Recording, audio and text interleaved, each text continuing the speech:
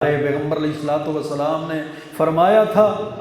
ان للہ تعالی عند کل فطر اتقاء من النار۔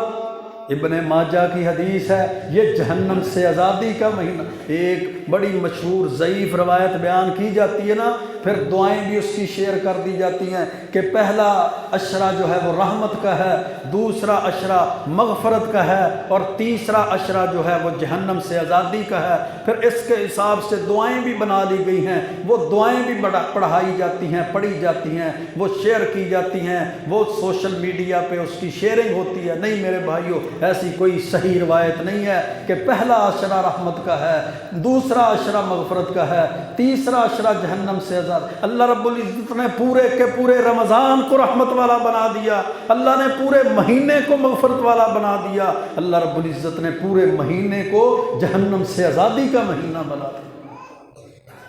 اللہ کی رحمت صرف ایک عشرے تک محدود نہیں ہے کہ پہلا عشرہ رحمت کا دوسرا نہیں ہے،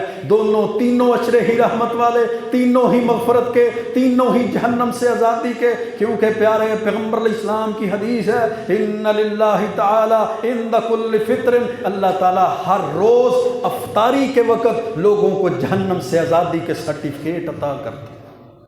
یہ افطاری کر رہا ہے، یہ افطاری کے دسترخوان پر بیٹھا ہے، یہ دعائیں کر رہا ہے، یہ اللہ اور اس کے رسول کی فرما برداری میں ساعتیں اور گھڑیاں گزار رہا ہے، یہ اپنے کھانے کی طرف توجہ کیے ہوئے ہے، یہ اپنے پینے اور افطاری کی طرف توجہ کیے ہوئے ہے، اور اس کی فضیلت اس قدر زیادہ ہے، اس انسان کی اہمیت اس قدر زیادہ ہے، اس کا مقام اور مرتبہ اور اللہ کے ہاں اس کی قدر اس قدر زیادہ ہے کہ اللہ کے ہاں اس کو جہنم سے آزادی کے سرٹیفکیٹ عطا کر دیے جاتے ہیں۔